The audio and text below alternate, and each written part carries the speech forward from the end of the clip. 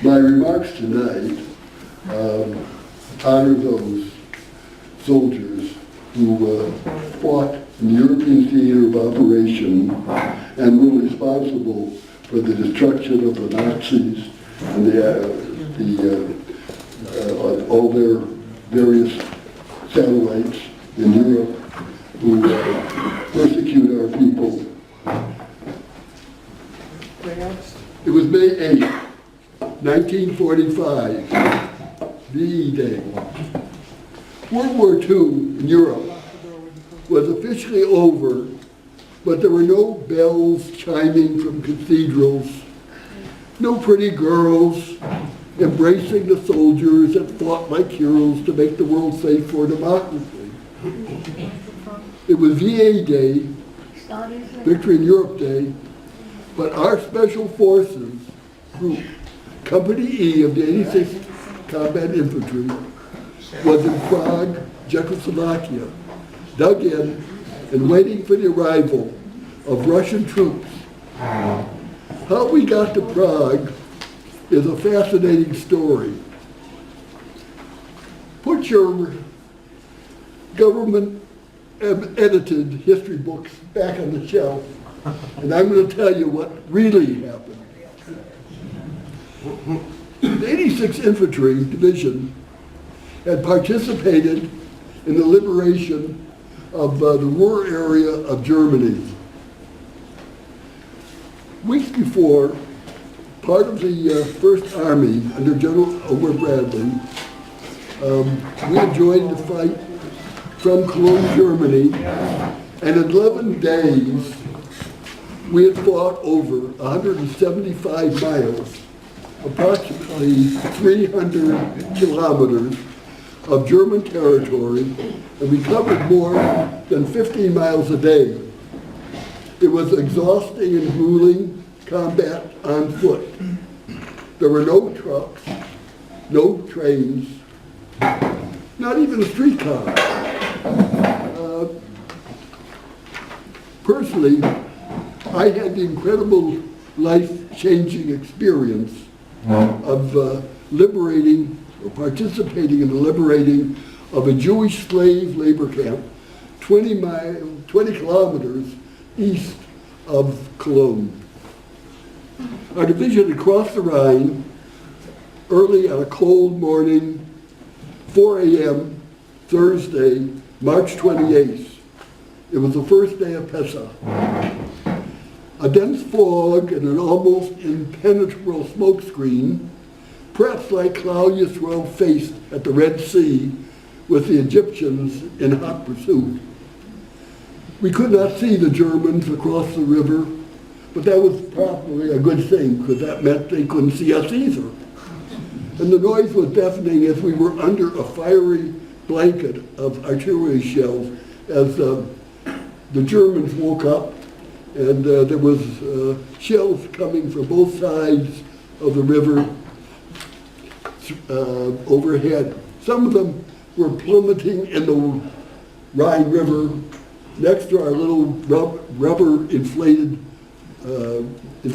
rubber boats, and that was rather dangerous. We were paddling like mad. Our lives depended on it. To reach our objective was land, Ludwigshafen. My buddy, Jim Russo, summed it up. He said, "Now I know why my mother said to me to avoid the Navy." We started down the German Autobahn in battle formation early in the afternoon. I was a lead scout.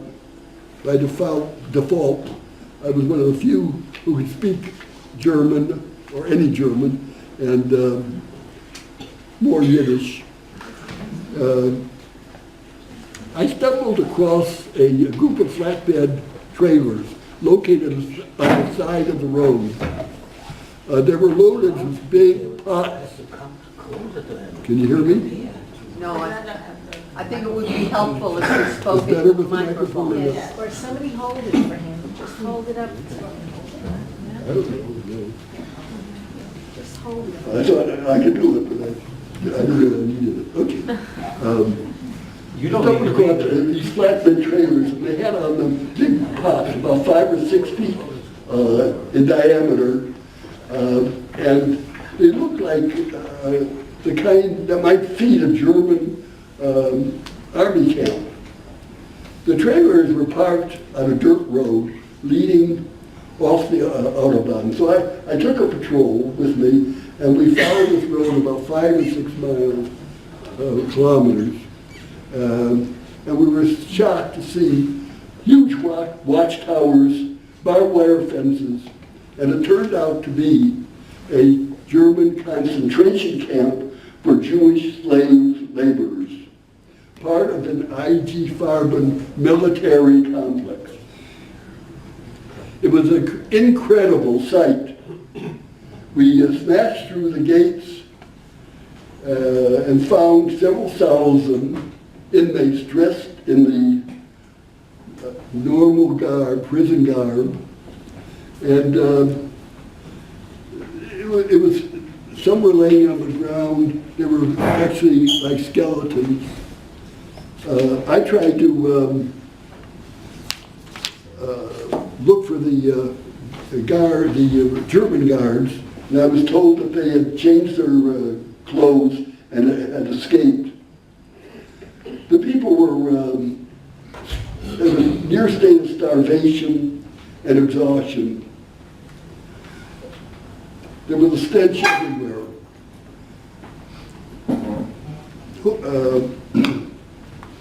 I was overwhelmed to see fellow Jews begging for food. I tried to offer food from my bandoliers. I used to carry over my shoulder 2 bandoliers. One was filled with magazines of bullets for the Germans, and the other was filled with food for myself. My commander was stressed, and he shouted, "Don't give these poor souls food. It will kill them." He promised to call for medics and stretchers, and he also gave me 2 hours to convene a Pesach Mincha memorial service, probably the first on German soil. I called my friend Jay Singer from a nearby company to join with me. A large group of sobbing survivors attended. Jay, who often served as a chazan, made El Mole Rachmin for more than 70 tearful survivors who stood in line to give names of their loved ones who didn't make it. It was an emotional and very sad experience. The battle for the Ruhr was miraculous as well as exhausting. By Friday, the next day, second day of Pesach, we were tired and hungry, and having been on the go for more than 24 hours. Near the Autobahn, we found a house and piled in to rest for protection. We strung a waist-high tripwire tied to the trees across the road to alert us to an enemy vehicle. The German family of the house contributed some eggs to our war effort, and I demonstrated my cooking skills by serving omelets up to the fighters. No bread, it was Pesach. They also were Jews, so it wasn't too important, and I didn't think it was appropriate. Before we had time to relax, we heard the sound of an approaching motorcycle, and suddenly a screech and a crash as the tripwire flipped the motorcycle and the sidecar off the road. The occupants were Nazi officers. Sergeant Lattimore and his M1 rifle made sure that they would no longer be a threat. The officers were carrying briefcases of documents. It probably meant that the German headquarters was nearby. I took a patrol up the steep hill across the road and I was surprised, as was my patrol, to find the area dotted with wood crates painted green for camouflage. We pried open a couple of the crates to find them filled with weapons.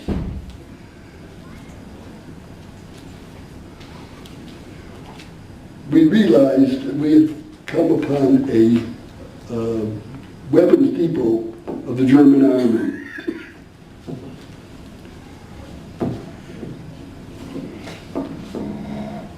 At the top of the hill, we were amazed to look down on a huge weapons depot in the valley with tanks, half-tracks,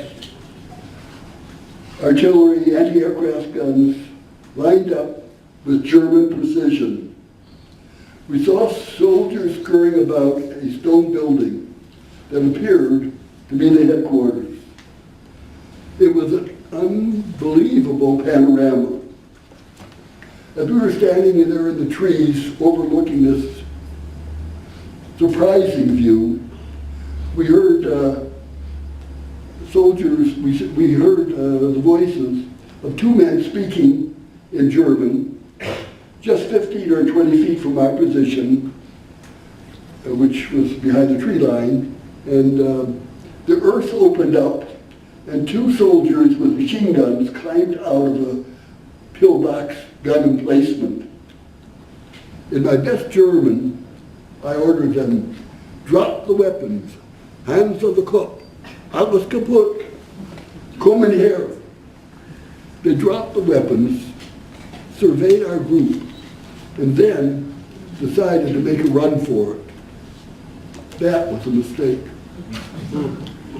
Well, I knew that a shot would alert the soldiers down below in the depot, weapons depot. Letting these soldiers get away and report on our small group would be deadly more dangerous. So we had to take them out. The shot started a fire exchange as another pillbox on the edge of the tree line opened with a machine gun. We had the advantage as long as we remained in the shelter of the trees. We caused the Nazis many casualties, and they tried unsuccessfully to respond with their artillery. In desperation, they fired, blanketing us with their anti-aircraft guns. They could not hit us, but the shells hit the trees and spread shrapnel, which unfortunately wounded two of my patrol. I called for medics, and we evacuated the wounded. It was not too serious, but enough for a Purple Heart for them. We expected a counterattack, and when all turned quiet, we decided to withdraw to a village we had liberated earlier for rest. About 3 a.m. in the morning, on a very cold morning, the commander decided on an old football strategy, an end run. We did a 5 to 6 mile forced march, that'd be about 9 to 10 kilometers, making a loop around the German supply headquarters. At sunup, we were on the other side of the weapons depot.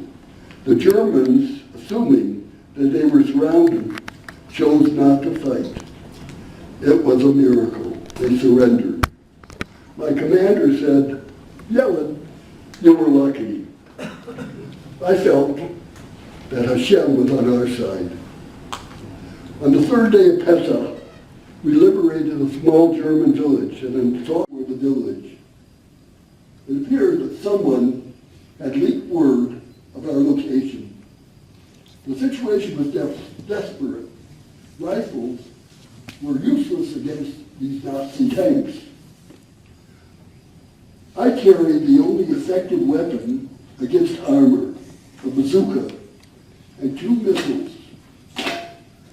George, a General Army misfit, my ammunition bearer, whose mission was to carry a supply of missiles, broke the news that he had abandoned the missiles of supply on the shore of Cologne. He said he didn't want to overload those small rubber boats for the trip across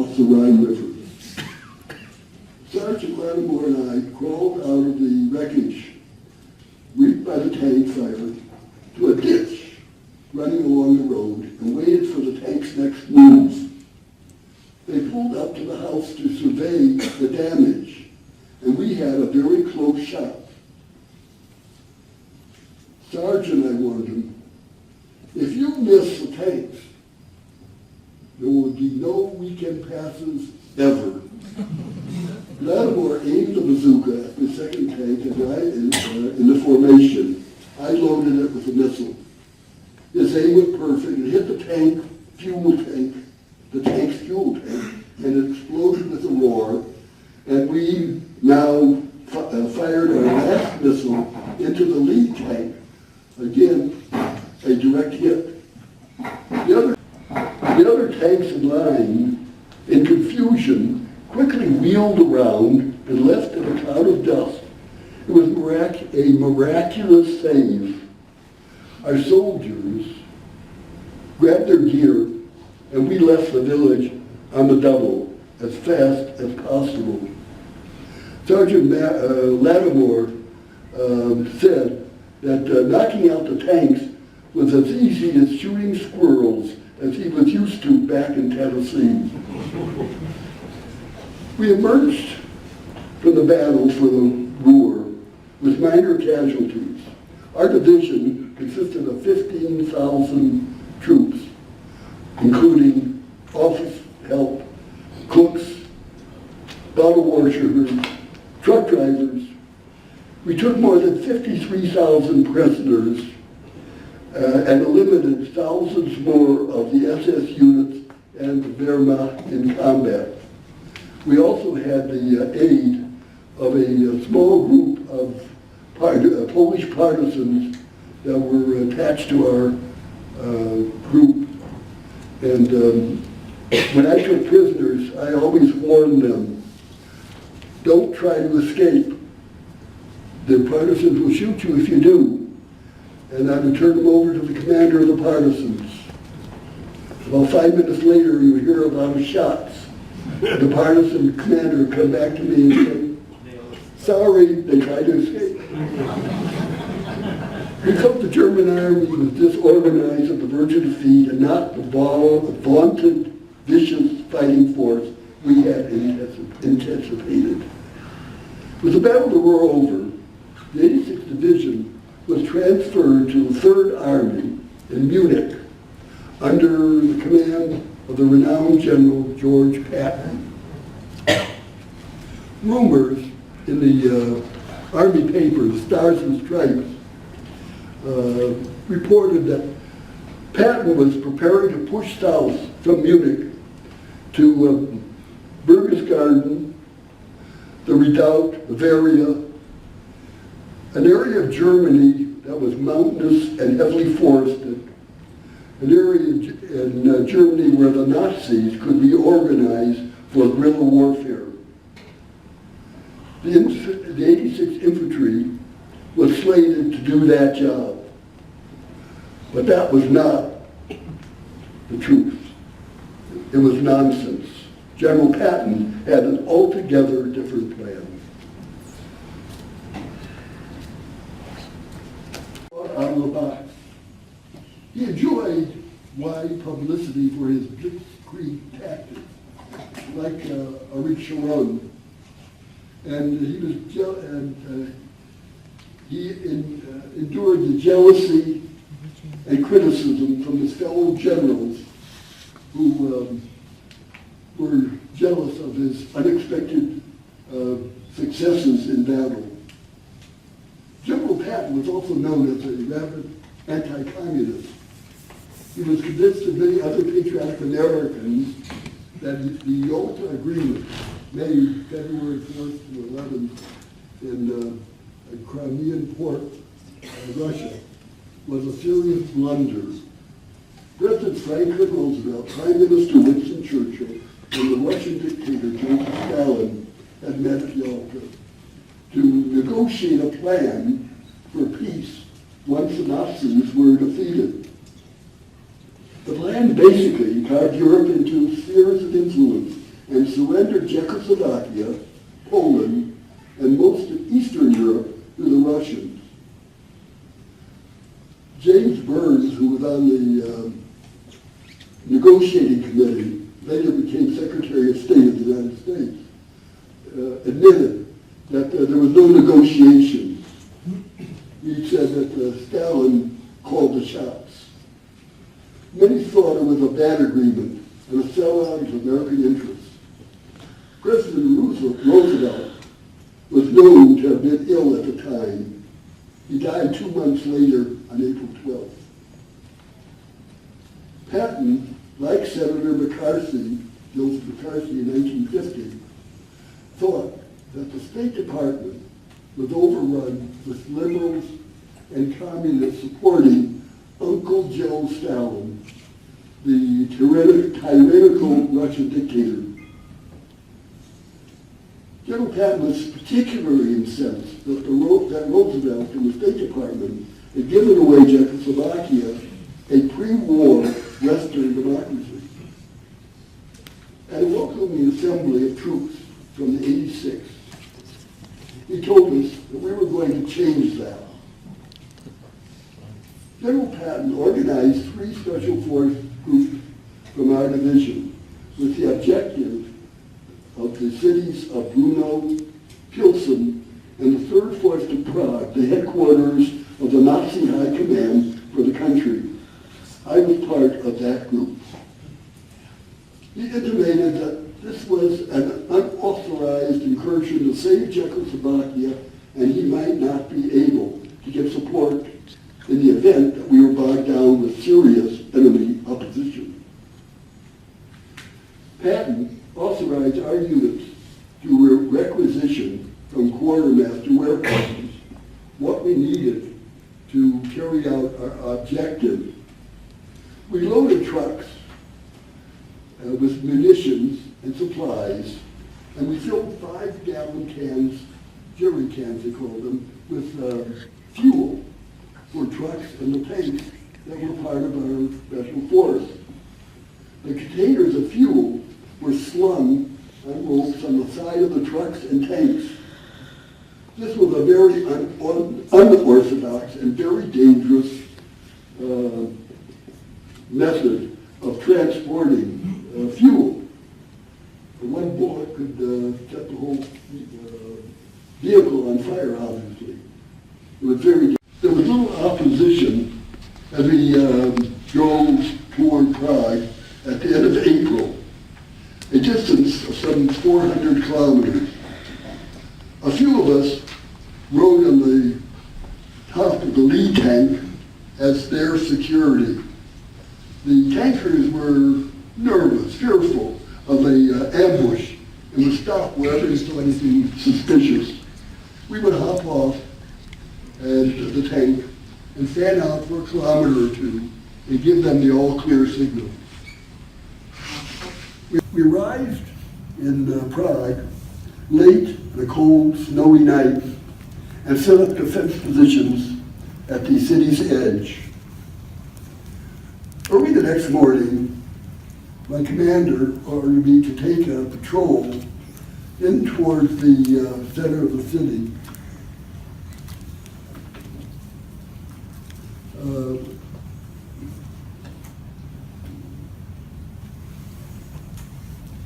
I took a group of 7 or 8 soldiers, and we got about a kilometer or 2.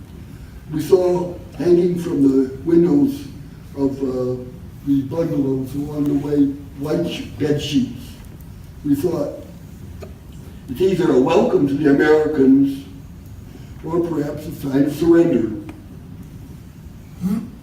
But very shortly, we came upon a young lady came running from one of the bungalows. Her hands were waving, and she kept shouting, "Nicht schießen, nicht schießen, don't shoot." She excitedly told me that she was Jewish and that a Gentile family had hid her from the Nazis. She spoke to me in Yiddish. She said that a large group of German soldiers had left Prague a day or 2 before, and more important, gave me the location of the Nazi headquarters. It was in a medieval castle, not too far away. I reported back to the commander, but he was very skeptical. It's probably a trap. The Nazis put her up to this. They will ambush us and make mincemeat out of our small force. Why would you believe her? I said, well, because I know that she's Jewish. Okay, Yellin, if you're so sure, take a patrol, go to the Nazi headquarters, and tell the Germans to surrender. Okay, I told him. I came to the castle. It was a beautiful castle, like fortress. It was set in a open area with manicured lawns. It was surrounded by trees in the distance where I parked the patrol. And the flag flying from the building was a red and black German swastika flag. This was the right place. I told George, my ammunition bearer, follow me. We crawled across the open area. There was a large rock right in front of the main metal doors of the castle. My idea was, to get the attention of the Germans, I would shoot a bazooka shell into the door that would wake them up, and I'd see what would happen next. However, George said, no missiles. George, we've got 2 bandoliers this time. Yes, they're both filled with food. So the bazooka could not work without a missile. I had this convenient rock, so I got on the rock. I was carrying a BER. BER is a Browning automatic, which is like an AK-47, those of you that know what it is. And it shoots more accurately than the American gun today. I let go a magazine into the main door. They bounced off. The doors are metal. My PER would do no damage. But what it did do was it woke up the Germans inside. And I got on this rock because I saw in the woods behind me the brass, the commanders, several of them had followed to see if I was right about the castle, and they wanted to see what I was going to do, and I saw them, they had binoculars, and they were watching this operation. My choice was to retreat or go ahead. I decided that it would be more dangerous to go back to the officers. So I got up on the rock, as they say, and I gave them my 3-word soundbite, or 3-phrase soundbite. Alles kaputt, hands on the cup, or else my dear. You know what that means? Come on out. I said that 2 or 3 times as loud as I could, and I was surprised myself when suddenly the doors opened and a formation of about 70 officers and soldiers, German soldiers, Nazis, marched out of the fortress in formation, guns on their shoulders, flags lowered. Another miracle. They were surrendering. My commander ran over to receive the surrender, and he said, "Good job, Larry." He got a Bronze Star for, I understand, for the operation. I got a chrome bayonet as a souvenir. The people of Prague were no doubt heard that the Americans were now in control, and each day an official delegation dressed in black diplomatic garb with top hats came to present surrender documents and keys to the city. They appeared to be fearful that the Russians might be coming soon. The commander told me to tell them that we were waiting for instructions from General Patton. The rumor had it that General Patton had returned to the United States, flown back to Washington, and that he was trying to convince President Truman, General Eisenhower, George Marshall, that the Yalta Agreement should be abrogated and the country should be kept in the Western orbit. Unfortunately for their country and ours, General Patton failed to convince Washington to agree to his plan. They were wary and fearful of the Russians. The Yalta Agreement was to be the policy of the Western powers. That's what I was told, and my commander said, we have to wait for the Russians. A few days passed. Actually, it was May 10th. The war was over on May 8th. The Russians said that the war was over on May 9th, but the Russians didn't come to the war. And a metal-bedecked officer on a white horse and a motley crew of Russian soldiers arrived.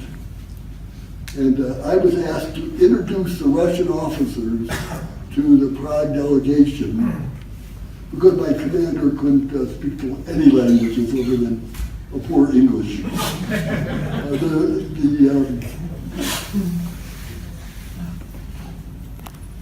We surrendered the country to the Russians, but we were only spectators to this unpleasant event, which we knew would create many problems for the people.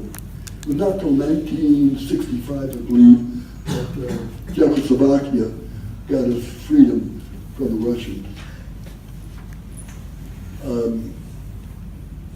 We pulled out of Prague immediately and returned to Mannheim, Germany, where our fellow soldiers from the 86th Infantry were manning the border zone with Russia, England, and France.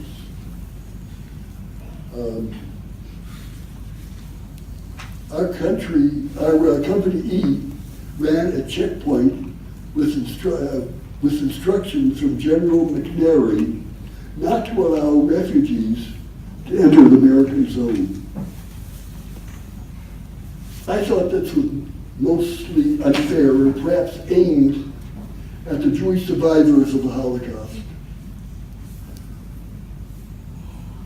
For 2 weeks, we were in charge of the checkpoint with my knowledge of basic German with a little Yiddish accent paid off, as I was asked to interrogate the refugees that wanted to enter the American zone. I made sure that the Jewish Holocaust survivors were admitted to the American zone.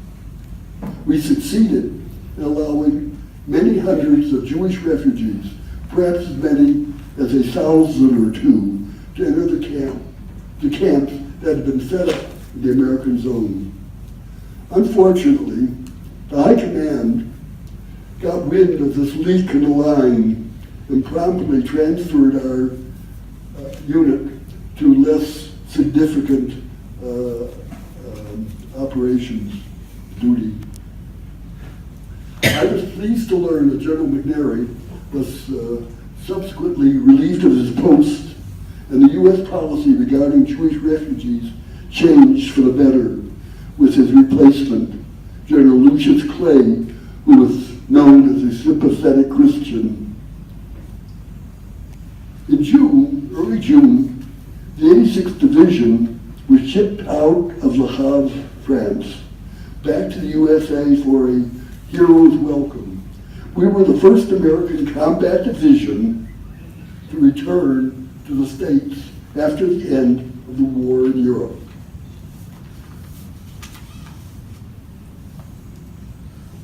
It was amazing. Well, it was an amazing welcome. Ships in the New York Harbor escorted our troop ship around the Statue of Liberty to dock. Our soldiers were all at the rails of the ship, waving and singing, "God Bless America, Land that I Love." The boat sprayed, the fireboats in the river, in the area, sprayed jets of colored water, red, white, and blue, and it was as though the 86th Division had won the war single-handedly. Photographers were everywhere. There were boats hovering with bands playing, and young ladies in bobby socks dancing, cheering, waving American flags and holding signs. Welcome home, 86th Division heroes. Thank you for your service, GIs. The most interesting sign was no fraternization with the Germans, fraternize with us. The last sign referred to the General Eisenhower's controversial ban of socializing with the German population, especially the female population. Many newspaper reporters interviewed returning GIs for comment on that policy. With bands playing, we marched in a jubilant ticker tape parade down Broadway in Manhattan, the heart of New York City. The good news was that we were allowed a short 2-week visit home before our next assignment. Redeployment to the Pacific Theater of Operations. A special troop train slowly returned to the Midwest, stopping at whistle stops along the way to be greeted by city officials, welcoming speeches, newspaper reporters, coffee and donuts or cake, not kosher of course, and cheering young ladies. Our soldiers embraced the latter enthusiastically, as can be expected. The rumors had it that we were being destined for an amphibious landing on the Japanese mainland. We had had amphibious training previously in Camp Cook, California, in preparation at that time, this was the fall of '44, to make a landing in Okinawa. Due to the Battle of the Bulge, in which Eisenhower had blundered and we lost approximately 90,000 casualties in a 1-month period before General Patton was called upon to relieve the 101st Infantry Airborne. They decided that they needed more help in Europe, and overnight I was called in on a Thursday night. I remember my commander said, we're going east, not west. See to it that we load the flat cars with our equipment. My job is to keep track of the various weapon carriers, tanks, and other vehicles. And that was fine, except on Shabbos it was a little problem for me because I didn't want to drive the tanks on Shabbos, no, I didn't want to record them. So I used the old method of Tom Sawyer when he wanted somebody to paint the fence. I don't know if you read that book, but I offered the option, if you join me, my team to do this work, I'll let you drive one of the half tracks. And I got a big group of soldiers that were very anxious to do that. So they put the trucks on the trailer, flatbeds, and I had a fellow marked it down. I called out the numbers. After the 2 weeks furlough, the 86th Division was assembled at Camp Gruber, Muskogee, Oklahoma. New combat uniforms were issued along with gear for the possible amphibious landing. Muskogee was a small town, but it had a Jewish community and a traditional synagogue. 3 of my buddies and I walked into town for Shabbos morning prayers. Jay was invited to act as a chazan, with the 3 of us as a backup choir. It was a rousing farewell to the USA, and the congregation left smiling. Mid-July, our convoy, part of a huge armada, sailed from San Francisco. And after we dropped anchor off the Hawaiian Islands near Honolulu. We remained aboard ship inside of land, but no shore leave for the ordinary GIs. For commissioned officers, it was a different story, of course. Why the delay? We wondered what the government had in store for us. When I was at the University of Chicago, before entering the Army, we had heard of the highly secret Manhattan Project. Nuclear scientists, Uri, Oppenheimer, Fermi, and others were using Stagg Field for experiments for some sort of super bomb. By July 1945, the Manhattan Project had produced 2 types of atomic bombs. On July 26th, the first atomic bomb was successfully detonated in the deserts near Los Alamos, New Mexico. 6 hours later, President Truman came on the radio and made an appeal for Japan to surrender. He warned a new and deadly weapon had been developed, and you could expect, and they could expect, the Japanese, a reign of terror from the air, the like of which had never been seen. The Japanese ignored Truman's message. So, on August 6th, a B-29 Superfortress bomber flew from Tinian Island in the Marianas, dropped a uranium gun-type little boy bomb on Hiroshima. It was with devastating effect. Almost 90% of the city was damaged or destroyed, and there were 80,000 casualties. When the Japanese failed to respond to President Truman's warning, even after that bombing, the only other bomb that we had at that time, the second bomb, was an entirely different one. It was a plutonium implosion type, and it's called the Fat Man. It was dropped on Nagasaki and causing about 50,000 casualties. 5 days later, August 14th, 1945, the Japanese government notified the United States government that they unconditionally surrendered, ending the war. When we heard this news, you can imagine we were jubilant. We knew that the invasion of Japan would have been very, very costly. But the war was not over. Yet finally, on September 2nd, aboard the battleship Missouri, the surrender documents were signed under the supervision of General Douglas MacArthur. The war was over, peace in our time. We thought we would be heading home, but not yet. A renegade Japanese general on the Philippine island of Luzon refused the surrender terms for his troops. The U.S. Defense Department responded by changing our landing destination from Japan to Luzon, Philippine Island.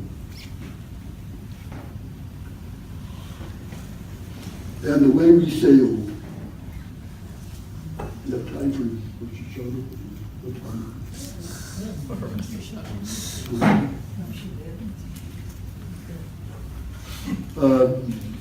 We have a story about Rosh Hashanah, but I have to tell it some other time. There was a big problem because Rosh Hashanah, according to the calendar in San Francisco, came out on Saturday and Sunday, and according to the crossing the international date line, it was Sunday and Monday. And back to the problem, the admiral of the fleet said that he would like to attend the service, as would all the other officers. So we were up against having a religious service. We decided to have it on Sunday, so there wouldn't be any problem. But that's a story for another day. Anyway, we sailed to the Philippine Islands, and it was the landing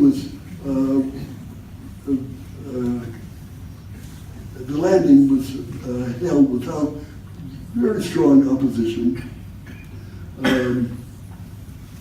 I was in Company E, assigned a position in the north of the island, 250 miles from Manila, with the goal of securing the surrender of the Japanese army holed up in the mountains and forests of northern Luzon.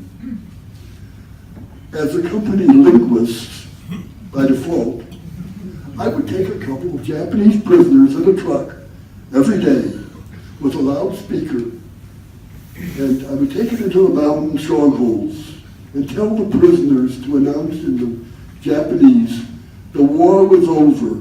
Come and get hot coffee and donuts. Stay out and be shot.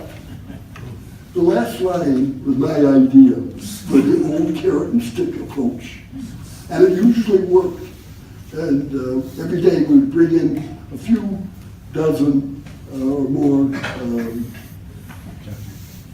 Japanese prisoners. And I had a helper. The helper was a pet baby monkey, small monkey, abandoned by his mother that I found in the forest near our base. We called him Koopy. He was street smart with extrasensory perception. And he would sit on my shoulder when we drove through the forest, and he would begin to chirp, chatter, and I knew that meant that Japanese troops were hiding in the bush or in the trees, and I would have enough time to ready my weapon. After a few months of this activity, the division headquarters, short of staff at the main base in Marikina, which is a suburb of Manila, requested my transfer to an office desk job. This was very welcome, as it was very difficult to find suitable food, minimally kosher, at this northern base. I was existing on cans of fruit cocktail, potatoes, bread, no PX to buy peanut butter, cheese, crackers. I was also looking forward to having a minyan, at least on Friday nights, rather than davening alone. Since we hadn't kosher food since we had no kosher food for a kiddush, and nobody found the minions in the States by the draw, we put up a sign and told that we would have Friday night services. We didn't expect a big turnout. About 15 servicemen, mostly Jews that I knew, appeared for our first service. But there was a problem. There, in the middle of this, on the wall, behind the lectern of this non-denominational chapel, was a Jewish figure hanging from a cross. This did not seem an appropriate place to pray the Shemona Esrei. For a quick fix, we improvised a covering to drape over the religious Christian symbol. After all, according to military regulations, the chapel was supposed to be available and suitable for all religions. We considered our minyan in the chapel a success and looked forward to Friday night services on a regular basis. However, on the second or third night, Friday night, we were in the midst of davening when a very angry Catholic chaplain, who was the official chaplain for the base and also a colonel, burst into the chapel with fire in his eyes, and he shouted, "Take down that covering immediately, or I'll have a whole bunch of you," word deleted, court-martialed. And I mean now.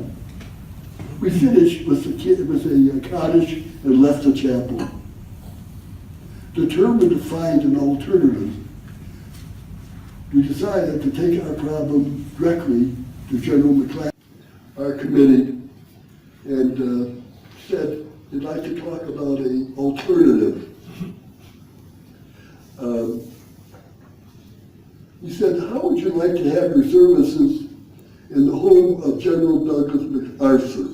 He's offered his mansion for services.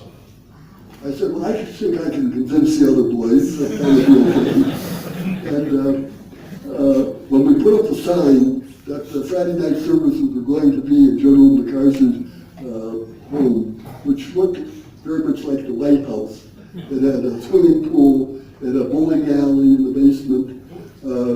It was very regal looking. Friday night, about 50 boys showed up. Some of them, I don't know if they were Jewish, but everybody wanted to see the general's home.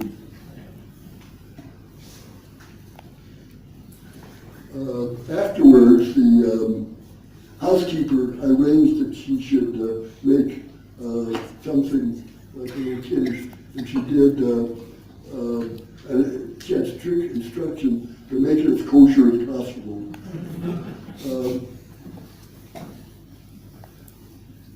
We had such a success with the Minyan that what do Jews do when they get together? They have a fundraising affair. Right? The only shul in Manila had been destroyed by the Japanese. When the Americans returned, the Japanese had used the shul for storing ammunition. And when the Americans landed, they blew up the shul. I don't know if the Americans blew it up or the Japanese, but it had been blown up. And we decided to rebuild it, or arrange to have it rebuilt. We ran a fundraising campaign, which was oversubscribed and very successful. I am a charter member of that synagogue. As a Philippine ambassador, visited Israel about 2 years ago and spoke for the Jewish war veterans. And he told me how he had spoken several times at the shul when it was operating.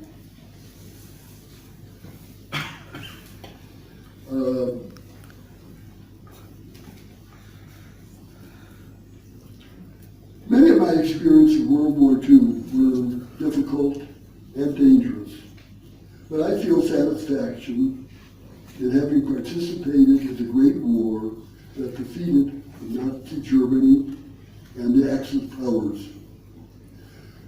We pray that Hashem will bring peace and tranquility, freedom and democracy to the people of the world. Thank you. God bless Israel. God bless the United States.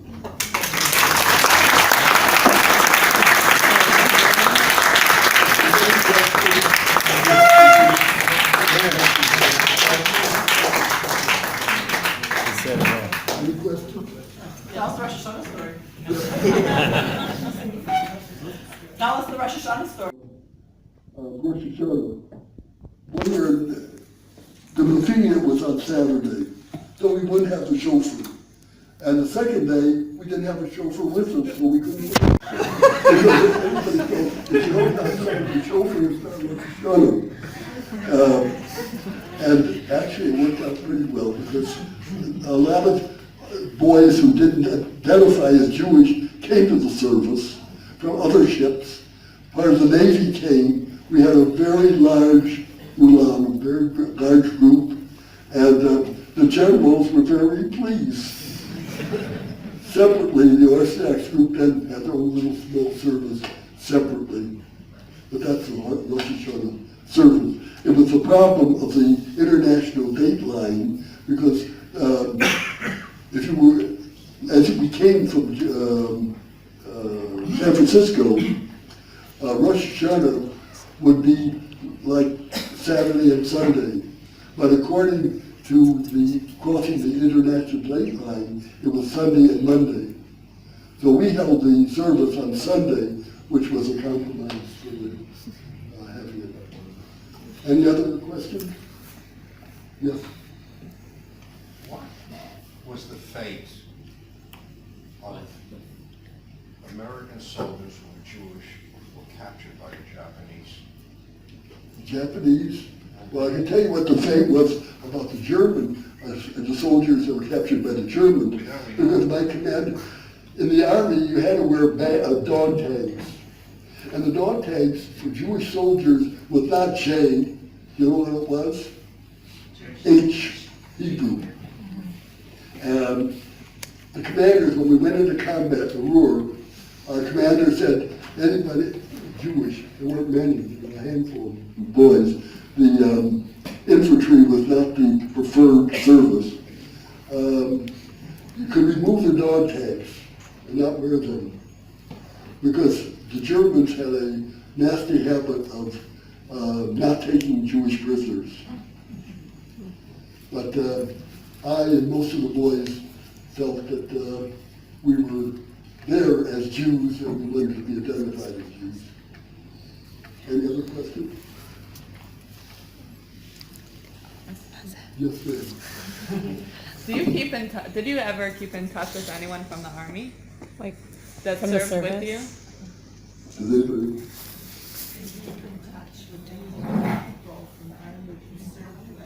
Singer, Well, Jay Singer. Did I serve with? Yes. A number of the fellows we visited, or they came to visit Chicago. But you know, everybody went out. The 86th Infantry, incidentally, even though it was originally a National Guard unit, and what's interesting is that it was called the Black Hawk Division, but the initials were BH. So the insignia on all our boys was BH with a picture. That was the insignia of the Black Hawk Division. The original cadre were National Guard, older fellows that on the weekends would play soldier. But in the summer or spring of '44, the 86th Division was activated, and most of the soldiers were college fellows from the ASTP, the Army Specialized Training Program, that the Army had closed and allowed us to enjoy combat infantry training. Those soldiers were not all from one area, nor the country, so it was not easy to be with them. Any other questions? How much after the war did you meet your wife? How many years after the war did you get married? She was one of those. Yeah, a field commission, if I would stay for 2 years. I felt that was improper because of the fact I couldn't properly observe Shabbos and dietary laws. So I decided that I wanted to come to Palestine. At that time, in 1946, you probably remember that there was Irgun Lumi, there was Lehi, there was also an organization called Yellin War, who were fighting against the occupation by the British and defending the country against the Arabs. And I had the idea that I would use my military training to help them. So I went down to I found out that I was eligible for discharge. I went down I told my commander, I'm going to be discharged, I'm not going to take the commission. I went down to a port in Manila, and I met a ship captain who was going to, through the Suez Canal, past Suez. At that time, there was a railroad that ran from Cairo to Tel Aviv, in Turkish era. And my idea was obviously to jump ship at Suez and go to Palestine. The ship captain was happy to get somebody to go on the ship with and not ask for pay. So he offered me the job as a shipper. Ships paint and paints the ship. And so I'll do anything. And I thought I had a good job set up when I got called into the commander's office a day before the ship was supposed to sail. And I saw I was in trouble immediately because they're sitting in the commander's office with a ship captain that I knew and a high-ranking British officer, a colonel of some sort. And my commander said, Yellin, these gentlemen say that you're going to Palestine. I said, well, why would you think that? He said, well, because you're Jewish and you're going to get off at Suez. It doesn't make sense that you're going to be in Suez. Anyway, in any event, the British officer protested that no military personnel should be allowed into Palestine at that time. And my commander said, well, he didn't want to start up with the British. Take your discharge back in the States. So that's what happened. When I came back to the States, I tried to go to Israel, but at that time, you couldn't get a permit if you were in the military. Subsequently, they had an organization called Land and Labor. I don't know if any of you remember that group, but those people were not supposed to have been military trained people. How did Mickey Marcus get in? What? How did Mickey Marcus get in? Well, what year did Mickey Marcus get in? 1947. He got in after when the state was established. Right? It was very, very difficult to get into Israel if you were military trained. Thank you very much for coming.